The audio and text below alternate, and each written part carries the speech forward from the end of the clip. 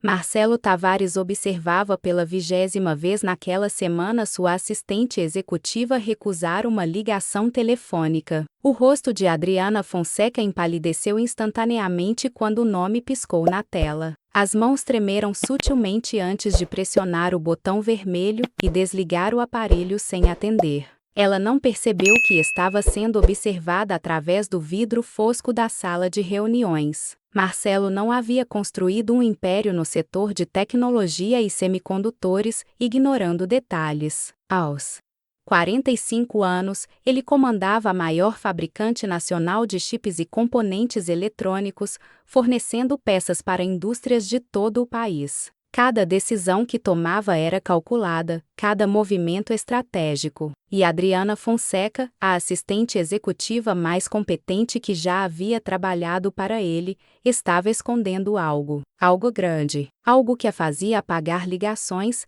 recusar chamadas específicas e desaparecer por exatos 15 minutos todos os dias às 3 da tarde. Nos últimos 2 meses desde que ela foi contratada após um rigoroso processo seletivo, Marcelo notara um padrão perturbador. Adriana era impecável em absolutamente tudo. Antecipava necessidades antes que ele precisasse verbalizar. Organizava agendas impossíveis com a precisão de um relógio suíço. Resolvia crises com fornecedores internacionais antes mesmo que ele soubesse que existiam. Mas havia uma área completamente opaca em sua vida: o pessoal. Nenhuma foto na mesa de trabalho minimalista. Nenhuma menção espontânea à família ou amigos. Nenhum compromisso social. E aquelas ligações recusadas, sempre do mesmo número, sempre provocando a mesma expressão de pânico contido que ela sufocava em segundos.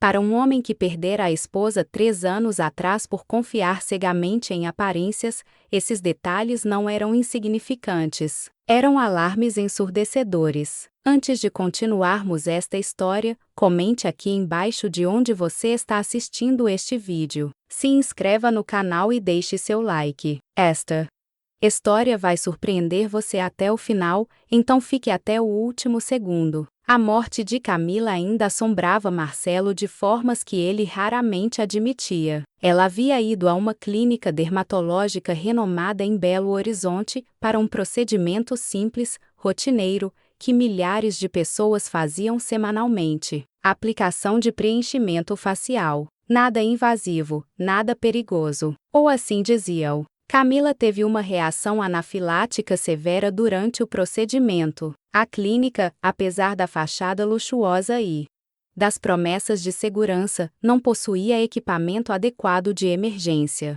Quando a ambulância chegou, era tarde demais. Marcelo nunca se perdoará por não ter investigado melhor, por ter confiado na reputação superficial, por ter acreditado que aparências garantiam competência. Desde então, desenvolveu uma necessidade quase patológica de conhecer as verdades escondidas atrás das fachadas polidas. Confiança cega quase o destruíram. Não permitiria que acontecesse novamente em nenhuma área de sua vida. O escritório da Tescore Solutions ocupava 3 andares de um edifício corporativo moderno na região da Savassi. Janelas amplas oferecem vista panorâmica das montanhas que cercavam Belo Horizonte. O clima ameno daquela manhã de terça-feira, típico da primavera mineira, contrastava com a tensão crescente dentro de Marcelo. Adriana se movia pela sala de reuniões distribuindo relatórios para a videoconferência com investidores japoneses agendada para daqui a 10 minutos. Ela usava um conjunto social azul marinho, cabelos castanhos presos em coque impecável, maquiagem discreta mas profissional. Aos 32 anos, carregava uma maturidade que parecia desproporcional à idade. Marcelo observou quando ela verificou o celular novamente. A tela acendeu com outra notificação. Adriana mordeu o lábio inferior, um gesto minúsculo que ele só percebeu porque estava atento. Ela guardou o aparelho no bolso do blazer sem responder e continuou preparando a sala como se nada tivesse acontecido. Durante a reunião que se seguiu, Adriana foi perfeita como sempre. Anotou pontos importantes, antecipou perguntas dos investidores e forneceu dados que Marcelo solicitava com apenas um gesto de mão. Mas ele notou o que outros não viram: a forma como ela verificava o relógio discretamente a cada poucos minutos. A tensão quase imperceptível nos ombros. O suspiro contido quando o encontro se estendeu além do previsto. Às 13h15 da tarde, quando a reunião finalmente terminou, Adriana murmurou uma desculpa rápida e saiu da sala com passadas um pouco mais apressadas que o normal. Marcelo a viu através do vidro caminhando pelo corredor até o banheiro feminino. Ela não retornou por 17 minutos. Quando voltou, seus olhos estavam levemente avermelhados, embora ela tivesse claramente tentando disfarçar com colírio e retoques na maquiagem. Marcelo não era homem para deixar mistérios sem solução.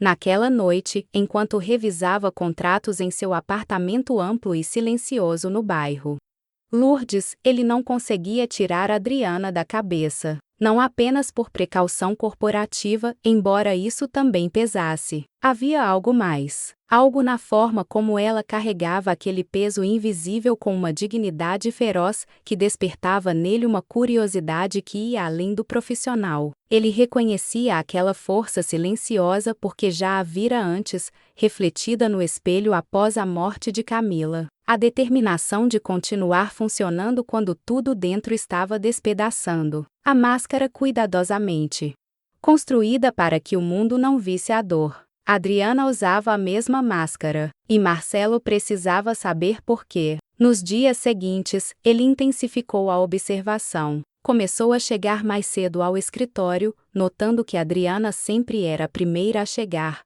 às 7h15 da manhã, embora o expediente oficial começasse às 8h. Ela trazia uma marmita simples de casa todos os dias, comia sozinha em sua mesa enquanto trabalhava, nunca aceitava os convites ocasionais dos colegas para almoçar fora. Marcelo notou também que o carro dela, um sedã compacto bem conservado, mas com pelo menos 8 anos de uso, estava sempre estacionado no canto mais distante e escuro do estacionamento subterrâneo, como se ela quisesse mantê-lo fora da vista. Numa manhã, ao passar pelo veículo a caminho de sua própria vaga, viu um adesivo desbotado no vidro traseiro que parecia ter sido removido às pressas, deixando apenas uma sombra retangular e resíduos de cola. Havia também as marcas de cansaço que maquiagem não escondia completamente. Olheiras discretas mas persistentes. Uma palidez ocasional. Certa manhã de quinta-feira, ela chegou com os olhos visivelmente inchados, como se tivesse passado a noite chorando. Quando ele perguntou casualmente se estava tudo bem, ela sorriu e atribuiu a alergias sazonais, mudando rapidamente de assunto para discutir a agenda do dia. As inconsistências se acumulavam como evidências em um processo judicial.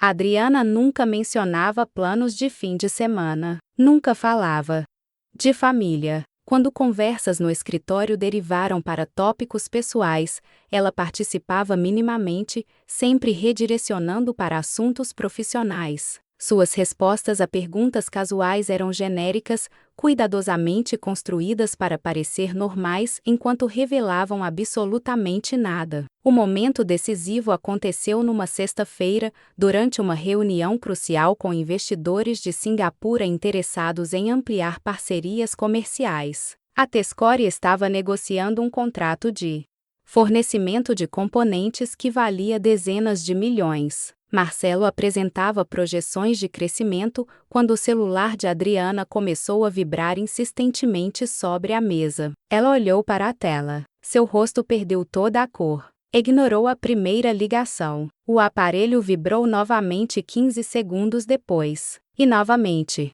Na quarta tentativa consecutiva, Adriana se levantou abruptamente, murmurando um pedido de desculpas quase inaudível, e saiu da sala. Marcelo a viu através do vidro fosco, andando rapidamente pelo corredor até uma área mais isolada. Ela atendeu o telefone, e a transformação em sua postura foi dramática. Os ombros curvaram. Uma mão foi ao peito. Ela falava rapidamente, gesticulando com urgência, claramente tentando acalmar alguém do outro lado da linha. A reunião continuou, mas Marcelo estava apenas parcialmente presente. Sua atenção real estava na figura de Adriana, encostada na parede do corredor, segurando o celular com tanta força que seus dedos ficaram brancos. A conversa se estendeu por 12 minutos. Quando ela finalmente desligou e retornou à sala, estava visivelmente abalada, mas se recompôs com um profissionalismo impressionante e retomou suas funções, como se aqueles 12 minutos de desespero evidente nunca tivessem acontecido. Os investidores de Singapura não notaram nada, mas Marcelo notou tudo. Naquela noite, sozinho em seu apartamento silencioso, olhando as luzes de Belo Horizonte através das janelas panorâmicas, Marcelo tomou uma decisão. Ele precisava descobrir o que Adriana Fonseca estava escondendo, não apenas por questões de segurança corporativa, embora isso fornecesse uma justificativa conveniente. A verdade era mais complexa e mais pessoal. Havia algo em Adriana, naquele desespero contido, naquela força silenciosa diante de algo que claramente a consumia, que tocou uma parte dele, que estava adormecida desde que Camila morrerá. Ele reconhecia aquela batalha solitária. Reconhecia o peso de carregar algo devastador. Enquanto fingia normalidade para o resto do mundo, Marcelo Tavares havia construído um império baseado em descobrir verdades. Agora, aquela habilidade tinha um novo alvo, e ele não descansará até desvendar o segredo que sua assistente carregava como um fardo invisível mas inegável. Se você gostou dessa história, se inscreva no canal agora e deixe seu like no vídeo. Considere se tornar membro do canal para ter acesso a conteúdos exclusivos. Continue assistindo até o final, porque a revelação vai mexer com você. Marcelo Tavares não era homem de terceirizar investigações quando algo realmente importava. Sua experiência lhe ensinara que informações filtradas por terceiros eram interpretadas, editadas e incompletas. Ele precisava ver a verdade com os próprios olhos, sem intermediários que pudessem distorcer detalhes cruciais. Na segunda-feira seguinte, ele começou sua própria observação sistemática. Chegava ao escritório ainda mais cedo, observando quando Adriana estacionava. Notava a forma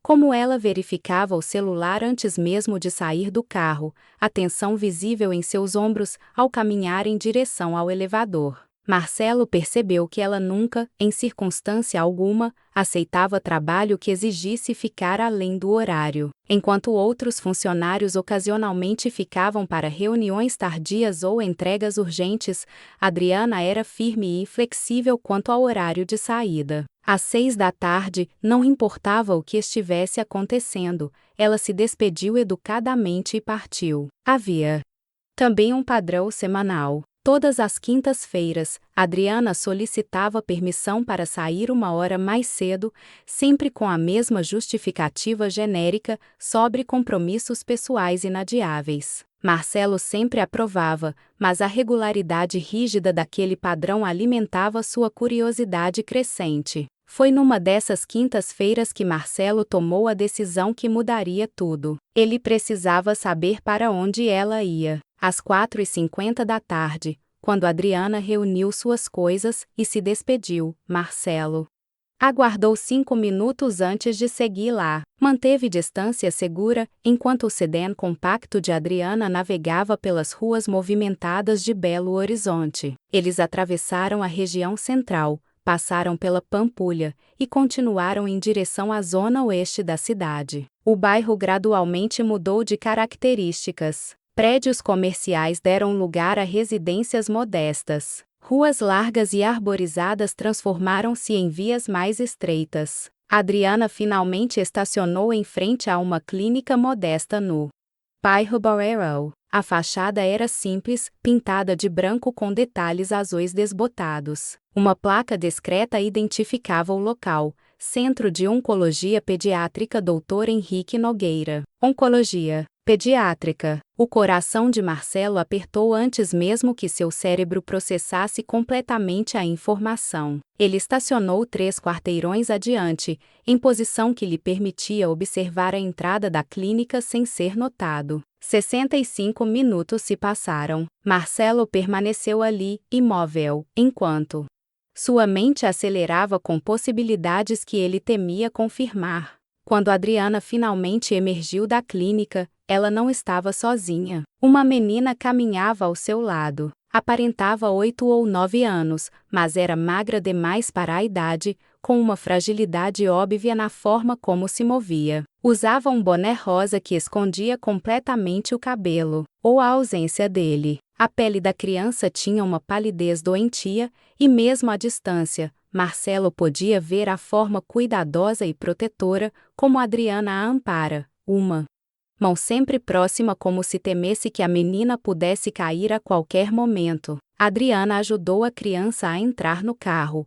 ajustando o cinto de segurança com delicadeza excessiva. Antes de fechar a porta, ela se abaixou e beijou a testa da menina, um gesto de ternura tão puro que Marcelo sentiu algo apertar em seu peito. Ele não a seguiu. Já tinha visto o suficiente. Ou melhor, não tinha visto o suficiente, mas tinha visto o essencial. Adriana tinha uma filha gravemente doente. Durante os 3 dias seguintes, Marcelo lutou consigo mesmo. Parte dele argumentava que já havia invadido privacidade suficiente. Outra parte, a parte que não conseguirá proteger Camila por não conhecer toda a verdade, insistia que precisava de informações completas. No final, o segundo impulso venceu. Marcelo contratou um investigador particular, mas com instruções muito específicas. Apenas informações objetivas e de registro público. Nada invasivo. Nenhuma vigilância. Ele não queria espionar a vida de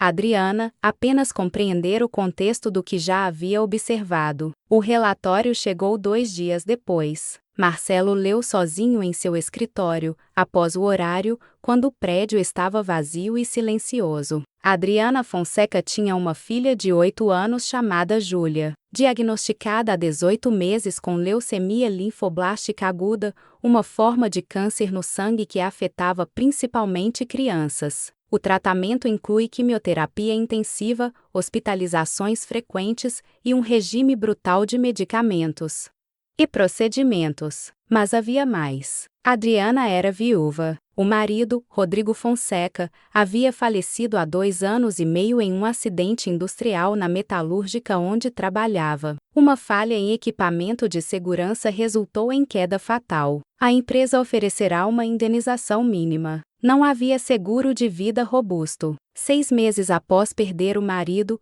Adriana recebeu o diagnóstico devastador de Júlia. Sem família próxima para apoio, sem recursos financeiros significativos, ela assumiu sozinha a responsabilidade de custear um tratamento que consumia recursos mensais equivalentes à metade de seu salário na Tescore. Marcelo passou a noite lendo e relendo o relatório. As peças finalmente se encaixavam com clareza dolorosa. Os olhos inchados eram de noites em claro no hospital durante internações de emergência. O cansaço profundo vinha de dividir-se entre ser mãe em tempo integral de uma criança gravemente doente e funcionária impecável que não podia perder o emprego e o plano de saúde associado. As ligações recusadas eram da escola quando Júlia passava mal, do hospital quando havia complicações, de médicos com resultados de exames que Adriana temia ouvir. As saídas pontuais às quintas-feiras eram para levar a filha às sessões semanais de quimioterapia. O segredo que Adriana escondia não era crime corporativo ou traição profissional. Não era nada sombrio ou perigoso. Era simplesmente a vulnerabilidade humana mais crua e dolorosa que existia. Uma mãe lutando desesperadamente, sozinha, para manter viva a única família que lhe restava. Marcelo sentiu algo fundamental mudar dentro dele naquela noite. A obsessão de descobrir o segredo transformou-se em algo completamente diferente. Respeito profundo, admiração genuína, e uma conexão inesperada com sua própria dor não processada. Como Adriana conseguia Como ela aparecia todos os dias no escritório, impecável e profissional, enquanto carregava um terror que certamente a consumia a cada minuto. Como encontrava forças para antecipar as necessidades dele, resolver problemas corporativos, manter a competência irrepreensível, quando sua própria vida estava em uma batalha constante entre esperança e desespero. Marcelo passou as semanas seguintes observando Adriana com olhos completamente novos. Via agora o que antes interpretava como distanciamento profissional. Cada gesto ganha novo significado. A marmita simples não era frugalidade, era economia para pagar medicamentos não cobertos pelo convênio. As roupas de qualidade mas antigas, cuidadosamente conservadas, não eram falta de vaidade, eram prioridades reorganizadas quando cada centavo importava. Ele notou outros detalhes que antes passavam despercebidos. Adriana nunca comprava café na cafeteria do prédio. Trazia o próprio em uma garrafa térmica. Nunca participava dos happy hours ocasionais que a equipe organizava. Nunca mencionava planos de férias ou viagens. Cada aspecto de sua vida fora do trabalho estava subordinado a uma única prioridade: manter Júlia viva e em tratamento. Uma tarde, Marcelo presenciou uma cena que o atingiu profundamente. Adriana estava ao telefone durante um dos 15 minutos que ela desapareceu diariamente às 3 da tarde. Ele não pretendia espiar, mas passou pelo corredor no momento errado. Ouviu fragmentos da conversa. A voz de Adriana estava baixa mas firme. Ela negocia o parcelamento de alguma conta médica. Explicava que poderia pagar metade naquele mês e metade no seguinte. Havia uma dignidade feroz em seu tom, mas também um cansaço que ia além do físico. Quando ela desligou e se virou, encontrou Marcelo ali. Por uma fração de segundo, suas defesas caíram e ele viu o desespero puro em seus olhos. Então, como uma cortina descendo, a máscara profissional retornou. Ela sorriu educadamente e perguntou se ele precisava de algo. Marcelo disse que não, que estava apenas passando. Mas aquele momento permaneceu com ele. Naquela noite, Marcelo enfrentou verdades que vinha evitando há 3 anos. Camila estava morta. Ele nunca processará completamente aquela perda. Nunca permitirá a si mesmo sentir plenamente a dor, o vazio, a injustiça brutal de perder alguém amado por negligência evitável. Em vez disso, enterra-se no trabalho. Construíram muros emocionais tão altos que ninguém conseguia escalá-los. Transformara-se em alguém desconfiado, distante, incapaz de conexões genuínas, porque conexão significava vulnerabilidade, e vulnerabilidade significava potencial para mais dor. Ver Adriana enfrentar seu próprio pesadelo com tanta dignidade silenciosa, esconder sua dor não por covardia, mas por necessidade de manter funcionalidade, fez Marcelo confrontar sua própria covardia emocional. Ela lutava. Todos os dias, ela acordava e lutava, enquanto ele, com todos os seus recursos e poder, havia escolhido a fuga. Marcelo tomou uma decisão naquela noite. Ele queria ajudar. Mas sabia que Adriana recusaria caridade direta. Ela era orgulhosa demais, forte demais, digna demais para aceitar esmolas do patrão bilionário que descobrira seu segredo. Então ele precisava de um plano que preservava a dignidade dela, enquanto fornecia o suporte que Júlia desesperadamente precisava. Um plano que não fosse sobre salvar ou resgatar, mas sobre compartilhar um fardo que ninguém deveria carregar sozinho. Marcelo trabalhou nos detalhes durante uma semana. Consultou o Departamento de Recursos Humanos. Revisou políticas de benefícios corporativos. Criou estruturas que parecessem orgânicas e inevitáveis, não favores pessoais. E então, 3 semanas após ter seguido Adriana até aquela clínica, ele a convocou para uma reunião privada. Chegará a hora do confronto. A hora de trazer o segredo à luz, não para expô-lo, mas para compartilhar seu peso. Adriana entrou no escritório de Marcelo às 3 da tarde de uma quinta-feira, claramente apreensiva. Ela provavelmente esperava demissão, alguma acusação de desempenho inadequado, ou talvez questões sobre as saídas antecipadas semanais. Marcelo a convidou a sentar, fechou a porta e foi direto ao ponto. Ele não era homem de rodeios. Ele sabia sobre Júlia, sabia sobre a leucemia, sabia sobre Rodrigo, sabia sobre a luta solitária que ela travava todos os dias, enquanto mantinha uma fachada de normalidade profissional. A reação de Adriana foi visceral e imediata. Primeiro, pânico puro estampado no rosto. Seus olhos se arregalaram, as mãos apertaram os braços da cadeira. Depois veio a humilhação, as bochechas corando de constrangimento enquanto percebia que sua privacidade mais íntima fora invadida. Finalmente, a raiva explodiu. Como ele ousava investigá-la? Que direito tinha de espioná-la? Ela nunca usará sua tragédia pessoal como desculpa no trabalho. Nunca pedi tratamento especial ou favores. Nunca permitirá que sua situação afetasse seu desempenho. E agora ele, com todo seu dinheiro e poder, achava que podia simplesmente invadir sua vida privada porque era curioso. A voz de Adriana tremeu de emoção contida.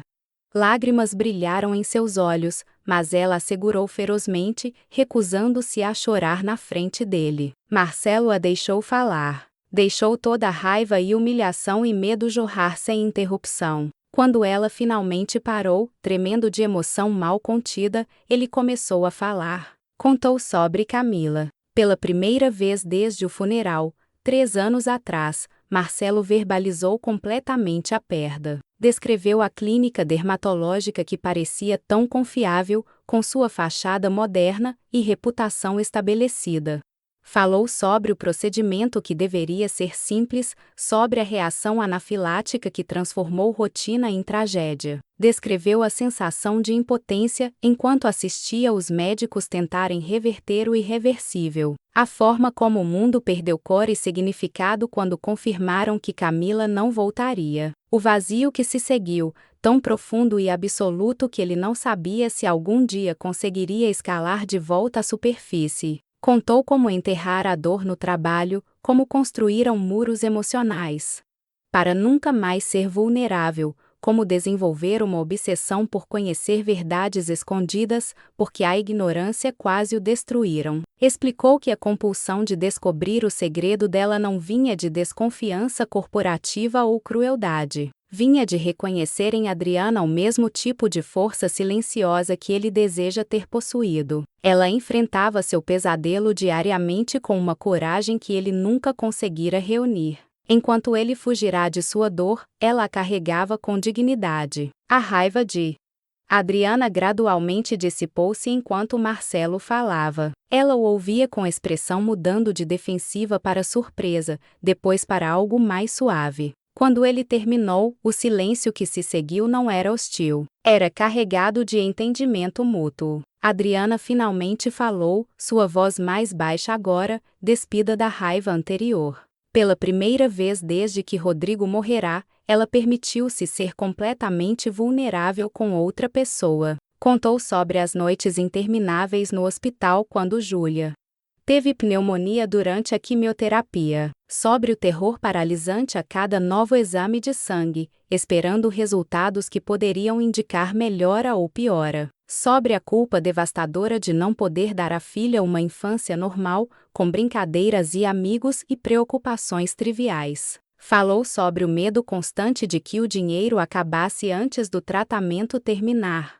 Sobre as contas médicas que chegavam e que ela parcelava em infinitas prestações. Sobre as noites acordada fazendo planilhas, reorganizando prioridades, decidindo quais despesas podia cortar para garantir que Júlia tivesse tudo o que precisava. Descreveu a solidão de carregar aquele peso sozinha. Como amigos gradualmente desapareceram porque ela nunca tinha tempo ou energia para socializar. Como a família de Rodrigo culpava-a implicitamente pela morte dele, mesmo sendo acidente. Como cada dia era uma escolha consciente de continuar funcionando quando tudo o que ela queria era desmoronar. Adriana chorou. Finalmente, ela permitiu que as lágrimas caíssem. Anos de força acumulada, de terror contido, de fachada mantida cuidadosamente finalmente racharam. Ela chorou pela injustiça de perder o marido tão jovem, pela crueldade de ver a filha sofrer com tratamentos brutais,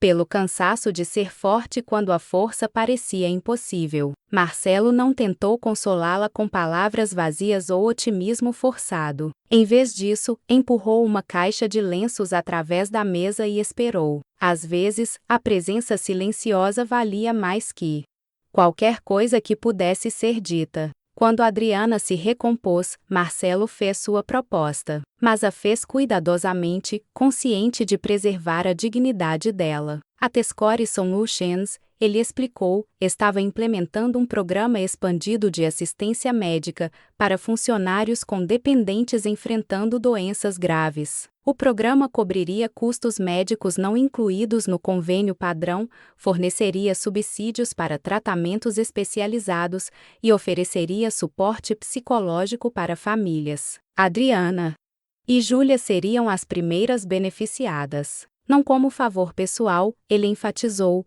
mas porque o programa estava sendo desenvolvido e precisava de um caso inicial para estabelecer protocolos. Era política corporativa, benefício de emprego, não caridade. Era mentira parcial. Marcelo criará o programa especificamente para Adriana sem que parecesse assim. Mas era uma mentira gentil, construída para proteger o orgulho dela, enquanto fornecia a ajuda desesperadamente necessária. Adriana o encarou por um longo momento. Ele viu o conflito em seus olhos. Orgulho versus necessidade. Independência versus desespero. Finalmente, ela assentiu. Não com entusiasmo, mas com aceitação cansada. Júlia precisava de ajuda. E Adriana estava cansada demais para recusar. Os meses que se seguiram trouxeram mudanças que nenhum deles antecipa. Marcelo começou a visitar Júlia no hospital durante as sessões de quimioterapia. No começo, Adriana resistiu fortemente, mas Júlia, com a aceitação fácil das crianças, conectou-se com ele de forma surpreendente. Ela fazia perguntas incessantes sobre tecnologia, sobre como os chips funcionam, sobre as máquinas que ele fabricava. Marcelo descobriu que explicar circuitos eletrônicos para uma menina de 8 anos era infinitamente mais satisfatório que negociar contratos milionários. Ele trazia jogos de tabuleiro para os dias em que Júlia se sentia melhor. Livros ilustrados sobre ciência nos dias em que ela tinha energia apenas para ouvir. Ele estava preenchendo o vazio deixado por Rodrigo, Marcelo sabia disso. Mas também estava preenchendo um vazio próprio que ele nem percebe existir. A risada de Júlia, mesmo nos dias difíceis, quando a quimioterapia a deixava nauseada e fraca, trazia algo de volta à vida dele que ele pensava ter perdido para sempre quando Camila morreu. Propósito, conexão,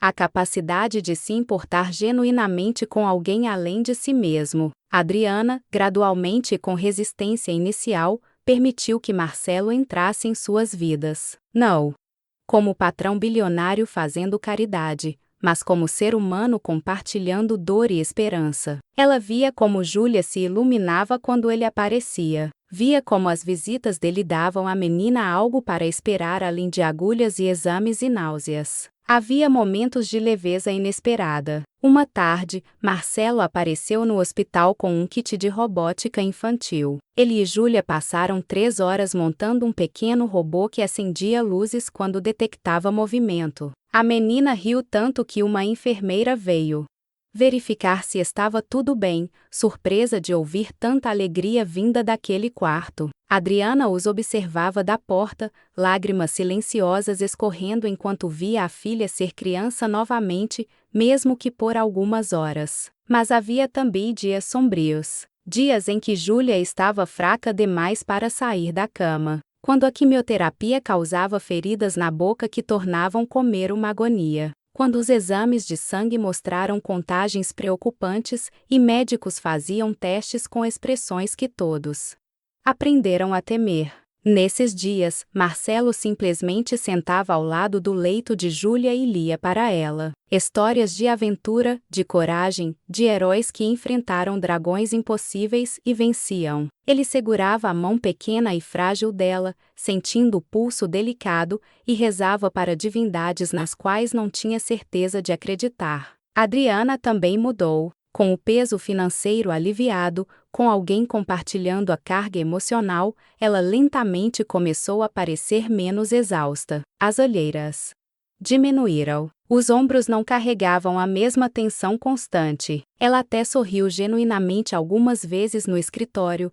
não apenas a máscara profissional, mas sorrisos reais que alcançaram os olhos. Marcelo percebeu que estava pensando nelas constantemente. Durante reuniões importantes, sua mente vagava para Júlia. Ele se pegava verificando o celular esperando atualizações de Adriana. Nas noites de sexta, em vez de trabalhar até tarde como sempre fizera, ele se via ansioso para encerrar o dia e visitá-las. 6 meses após a revelação, chegou o dia que mudou tudo. Júlia tinha consulta com a oncologista principal para revisar os resultados de uma bateria completa de exames. Adriana estava visivelmente tensa durante toda a manhã no escritório. Marcelo cancelou seus compromissos da tarde e insistiu em acompanhá-las ao hospital. Ela tentou recusar, mas ele foi firme. Fosse qual fosse a notícia, ela não receberia sozinha. Eles sentaram na sala de espera da clínica, Júlia entre os dois, balançando as pernas que não alcançavam o chão. Ela usava um vestido amarelo que Adriana comprara especialmente para aquele dia, uma tentativa de trazer cor e normalidade. O cabelo havia crescido de volta, ainda curto e irregular, mas crescendo. Quando a médica finalmente os chamou, Adriana segurou a mão de Júlia com tanta força que a menina reclamou. Marcelo colocou a mão nas costas de Adriana, um gesto silencioso de apoio. A doutora Renata Alcântara era uma mulher de 50 anos com décadas de experiência em oncologia pediátrica. Ela tinha aquela habilidade rara de ser simultaneamente honesta e compassiva. Olhou para Júlia com um sorriso genuíno antes de virar-se para Adriana. Remissão completa. As palavras parecem suspensas no ar por um momento, como se todos precisassem processá-las individualmente antes de entender coletivamente. Os exames mostravam ausência total de células cancerígenas. Os marcadores sanguíneos estavam normais. A medula óssea estava saudável. Júlia ainda precisaria de acompanhamento rigoroso pelos próximos 5 anos, exames regulares, vigilância constante. Mas as chances de cura total eram superiores a 85%. Júlia vencerá. Depois de 18 meses de batalha brutal, de quimioterapia que devastou seu pequeno corpo, de hospitalizações e sustos e dor, ela vencerá. Adriana não reagiu imediatamente. Ficou completamente imóvel, olhando para a médica como se as palavras fossem em idioma estrangeiro. Então, algo se rompeu. Anos de força acumulada, de terror contido, de luta solitária finalmente extravasaram. Ela desmoronou. Chorou como não chorava desde que Rodrigo morrerá. Soluços profundos que sacudiam todo o seu corpo. Lágrimas que pareciam ter sido represadas por tanto tempo que agora saíam em torrente impossível de conter. Marcelo a abraçou. Não como patrão, não como benfeitor, mas como alguém que entendia o peso de quase perder tudo. Como alguém que conhecia o terror de enfrentar a possibilidade de um mundo sem alguém amado. Ele a segurou enquanto ela chorava, uma mão na nuca dela, outra nas costas, simplesmente presente. Júlia, com a sabedoria desconcertante das crianças que enfrentaram muito, abraçou a mãe pela cintura. A doutora Renata discretamente lhes deu privacidade, saindo da sala por alguns minutos. Quando Adriana finalmente se recompôs, seus olhos estavam vermelhos e inchados, mas havia algo diferente neles. Esperança. Pela primeira vez em 18 meses, esperança genuína sem a sombra constante do medo. Eles saíram do hospital em um estado de atordoamento feliz. A tarde de quinta-feira em Belo Horizonte estava clara e ensolarada, o céu azul profundo típico do clima de altitude da cidade. Parecia apropriado, de alguma forma, que o dia fosse tão luminoso. Marcelo sugeriu comemorar. Adriana inicialmente hesitou, mas Júlia implora por sorvete, e como recusar qualquer coisa para uma criança que acabara de receber alta de um pesadelo de 18 meses. Foram a uma sorveteria artesanal em Lourdes. Júlia pediu 3 bolas de sabores diferentes e Adriana não a impediu, apesar das recomendações médicas sobre açúcar. Algumas regras podiam ser quebradas naquele dia. Sentaram em uma mesa do lado de fora. Júlia atacou o sorvete com entusiasmo que não demonstrava há meses. Adriana a observava, um sorriso permanente no rosto, lágrimas ocasionais ainda escapando, mas agora lágrimas de alívio. Marcelo olhou para as duas e sentiu algo fundamental para se reorganizar dentro dele. Durante 3 anos, desde que Camila morreu, ele existirá em uma espécie de limbo emocional, funcionando, trabalhando, construindo impérios, mas não realmente vivendo. Não se permitindo sentir plenamente, conectar genuinamente, importar-se profundamente. Aquelas 2 pessoas, a mulher resiliente e a menina corajosa, haviam rachado os muros que ele construía. Forçaram-no a sentir novamente. E embora sentir significasse vulnerabilidade, significasse potencial para dor, também significava estar vivo de formas que importavam. Nos meses seguintes, uma rotina nova e surpreendente se estabeleceu. Marcelo visitava Adriana e Júlia regularmente, não mais apenas no hospital, mas em casa. Jantares simples nas noites de sexta, tardes de domingo com jogos de tabuleiro, passeios ocasionais ao parque quando Júlia tinha energia. Ele conheceu a casa modesta mas acolhedora delas no bairro Padre Eustáquio. 3 quartos pequenos, sala apertada mas decorada com carinho,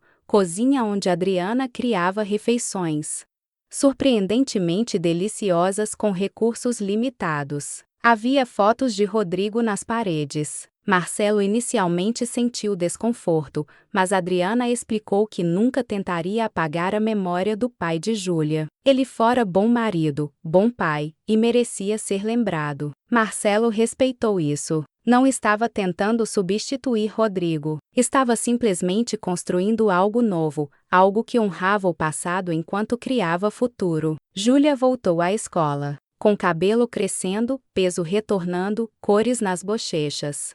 Ela lentamente readquiriu a aparência de criança normal. Ainda havia acompanhamentos médicos mensais, exames de sangue regulares, vigilância constante. Mas o espectro da morte recuará. Adriana também mudou profundamente. Com a ameaça imediata à vida de Júlia removida, com suporte financeiro e emocional, que aliviaria a carga impossível, ela floresceu. Não apenas sobrevivia mais, vivia. Um sábado, 3 meses após a notícia da remissão, Marcelo visitou-as para almoço. Adriana prepara feijoada. Prato que requer tempo e cuidado. Júlia ajudará a fazer a sobremesa, um pudim que ficou ligeiramente queimado mas delicioso mesmo assim. Eles comeram na pequena mesa da cozinha. Júlia contava animadamente sobre um projeto de ciências na escola, alguma coisa envolvendo vulcões e bicarbonato de sódio. Adriana ria das mãos expressivas da filha gesticulando dramaticamente. Marcelo os observava, absorvendo a cena. Pela primeira vez em 3 anos, ele não estava em uma casa vazia voltando para um apartamento vazio. Estava em um lar, com pessoas que se importavam com ele não por seu dinheiro ou status, mas simplesmente porque ele estava presente. Após o almoço, Júlia foi ao quarto brincar. Adriana e Marcelo ficaram na sala, tomando café. Houve um momento de silêncio confortável. Adriana olhou para ele por cima da xícara e algo passou entre eles. Não precisava ser verbalizado. Gratidão, respeito, e algo mais profundo que nenhum dos dois estava pronto para nomear, mas ambos reconheciam. Adriana falou suavemente. Ela nunca agradeceu adequadamente, disse. Não apenas pelo apoio financeiro, mas por estar presente. Por não fugir quando viu a bagunça que a vida dela era. por escolher ficar quando seria mais fácil simplesmente escrever um cheque e manter distância. Marcelo respondeu com honestidade. Ele deveria agradecer a ela, por mostrar-lhe como era coragem real, por forçá-lo a encarar emoções que ele vinha evitando, por lembrá-lo que viver significava mais que simplesmente existir. Eles não fizeram promessas dramáticas. Não houve declarações grandiosas, mas ambos entendiam que algo fundamental havia mudado. 3 pessoas quebradas haviam encontrado, umas nas outras, uma forma de reconstruir. À noite, quando Marcelo se despediu, Júlia correu e o abraçou forte. Ela sussurrou uma pergunta que ela vinha guardando. Ele voltaria na próxima semana? E na outra? E na outra? Marcelo olhou para Adriana por cima da cabeça de Júlia. Ela acenava sutilmente, olhos brilhando com emoção contida. Ele se abaixou para ficar na altura de Júlia e respondeu com convicção absoluta. Sim, voltaria na próxima semana. E na outra. E em todas as semanas depois disso, por quanto tempo elas o quisessem ali. Júlia sorriu, satisfeita, e voltou correndo para o quarto. Adriana acompanhou Marcelo até a porta. Eles ficaram ali por um momento, nenhum dos dois querendo encerrar a visita, mas ambos sabendo que era hora. Antes que ele saísse, Adriana falou uma última coisa. Durante 18 meses, ela carregará o peso sozinha. Achara que era assim que deveria ser, que pedir ajuda era fraqueza, que aceitar suporte era falha. Mas ele mostrará que força também existia em permitir outros carregarem parte da carga. Que conexão não era vulnerabilidade, era sobrevivência. Marcelo respondeu que ela ensinara-lhe a mesma lição. Depois que Camila morrer, ele se trancará. Decidi que nunca mais se permitiria importar-se profundamente, porque importar-se significava potencial para dor devastadora. Mas viver sem conexão não era proteção. Era apenas outra forma de morte. Eles se separaram com um abraço breve mas significativo. Enquanto dirigia de volta para seu apartamento naquela noite, atravessando as ruas iluminadas de Belo Horizonte sob céu estrelado, Marcelo percebeu algo fundamental. Pela primeira vez desde que Camila morrerá, ele não estava dirigindo para uma casa vazia. Estava dirigindo de um lar para outro. Seu apartamento não estava mais vazio porque ele sabia que no fim de semana seguinte estaria de volta àquela casa modesta no Padre Eustáquio. Estaria de volta aquele sorriso de Júlia, aquela risada de Adriana, aquela sensação de pertencer que ele pensara ter perdido para sempre. O segredo que o obcecou a descobrir revelava-se não ser algo a expor, mas algo a compartilhar. Adriana não escondia fraqueza, escondia a dignidade feroz de uma mãe lutando sozinha. E ao permitir Marcelo ver aquele segredo, ao deixá-lo entrar naquela luta, ela dera a ele o maior presente possível. A chance de importar-se novamente. A oportunidade de viver, não apenas existir. Marcelo estacionou no subsolo de seu prédio e ficou sentado no carro por um momento, absorvendo a tranquilidade. 3 anos atrás, perdera Camila e pensava que nunca se recuperaria. E estava certo, de certa forma. Nunca recuperou o que tinha, mas construiu algo novo. Não era substituição, era reconstrução, honrando o passado enquanto permitia-se um futuro que semanas atrás parecia impossível. Quando finalmente subiu para o apartamento, ele não sentiu o vazio costumeiro. Sentiu a antecipação. Antecipação pelo próximo fim de semana, pela próxima visita, pelo próximo capítulo de uma história que começara com obsessão, mas transformara-se em conexão genuína. Adriana escondia um segredo. Marcelo obceca-se em descobri-lo. Mas no processo de revelar aquele segredo, ambos descobriram algo infinitamente mais valioso. Que mesmo após perdas devastadoras, mesmo após dor que parecia insuperável, havia possibilidade de reconstrução. Não voltando ao que foi, mas criando algo novo que honrava tanto as perdas quanto as esperanças. E isso, finalmente, foi suficiente. Mais que suficiente. Era tudo. Se esta história tocou você, se inscreva no canal e deixe seu like no vídeo. Comente aqui embaixo o que você achou e compartilhe com seus amigos. Temos muitas outras histórias emocionantes esperando por você. Assista os próximos vídeos do canal.